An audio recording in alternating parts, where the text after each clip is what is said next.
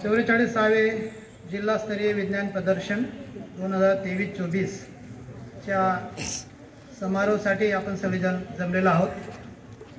यासाठी आवर्जून उपस्थित असलेले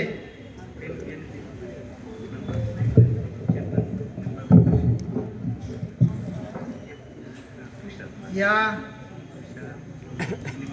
महाराणा प्रताप शिक्षण प्रसारण मंडळाचे अध्यक्ष आणि आजचे निरोप समारंभ कार्यक्रमाचे अध्यक्ष आणि आमचे कृषी मित्र जे आमचे विद्यालयाचे ज्येष्ठ विद्यार्थी आहेत आणि त्या बेसवर त्यांनी ॲग्रिकल्चर बेसवर एक मोठी इंडस्ट्री निर्माण केलेली आहे आणि समाजासाठी त्याचा खूप मोठा उपयोग होत आहे।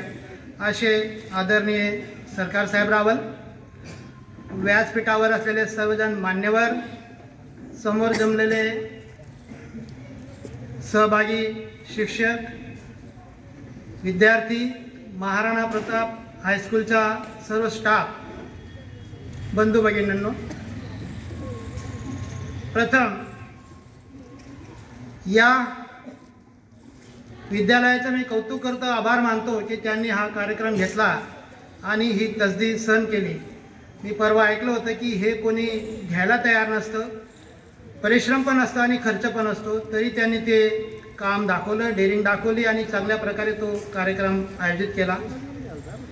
तसेच सुरुवातीलाच त्यांनी आम्हाला या ठिकाणी बोलवलं आणि या एकूण 47 उपकरणं 3-4 थीममध्ये आम्हाला पाहण्याची संधी आली। आम्ही त्यांची निवड करण्याचा चांगला प्रयत्न केला, त्याबद्दल मी आभार मानतो। मित्रहो, हे आम्ही काम 2 दिवसापासून करत आहोत। अद्यापर्यंत पाकिट माझ्या हातामध्ये होतं, 1 मिनिटापूर्वी मी ते पाकिट त्यांना दिलेलं आहे आणि या 2 दिवसामध्ये आमच्या कोणीही मेंबरला कोणी फोन पण केला नाही किंवा काही सांगितलं नाही। याबद्दल मी सर्वांचा आभार मानतो, धन्यवाद देतो की तुम्ही पण त्या गोष्टी पाळलेल्या आहेत आणि आम्ही पण अगदी क्रिस्टल क्लिअर 1 नंबर कोणाला द्यायचा, 2 नंबर कोणाला करायचं, कोणाला समजा काय होत असेल तर काय करायला पाहिजे, या गोष्टींचा खूप काटेकोरपणे वापर केला आणि तुम्हाला न्याय देण्याचा प्रयत्न केलेला आहे। आम्ही प्राथमिक गट, माध्यमिक गट, प्रयोगशाळा परिचय आणि शिक्षक गट या सर्व उपकरणांची पाहणी केली।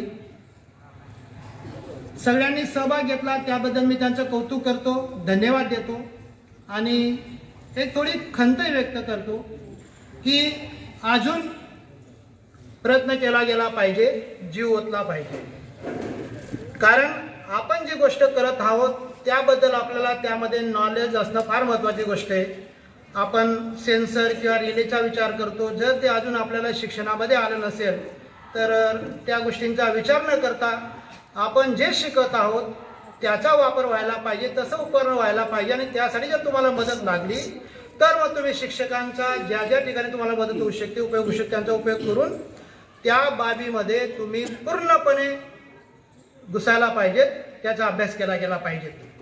आता आम्ही या ठिकाणी 1, 2, 3 क्रमांक काढलेले आहेत, उत्तेजनार्थ पण बक्षीस देण्याचा प्रयत्न केलेला आहे।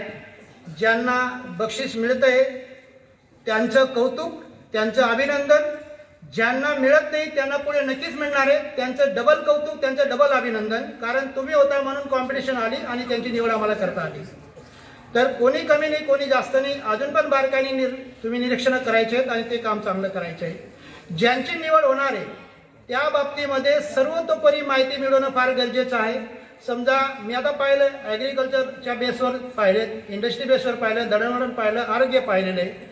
अशामध्ये आपण जे एखाद्या गोष्टीवर काम करतो ती गोष्ट, समजा एखाद्याने पाण्याचं काहीतरी शुद्धीकरण करायचा प्रयत्न केलेला आहे, तर अशा ठिकाणी अगोदर पाण्याचं केमिकल कॉम्बिनेशन काय होतं आणि नंतर काय होतं ही फार महत्त्वाची गोष्ट आहे।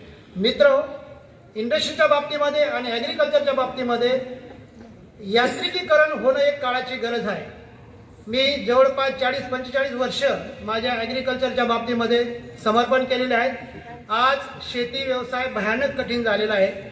शेती काम कोणता मजूर करायला तयार नाही हे आणखी पुढची एक व्यथा सांगतो मी. चांगल्यातला चांगला शेतकरी असेल तरी त्या शेतकऱ्याच्या पोरगाला कोणी पोरगी द्यायला तयार नाही अशी गंभीर परिस्थिती निर्माण झालेली आहे.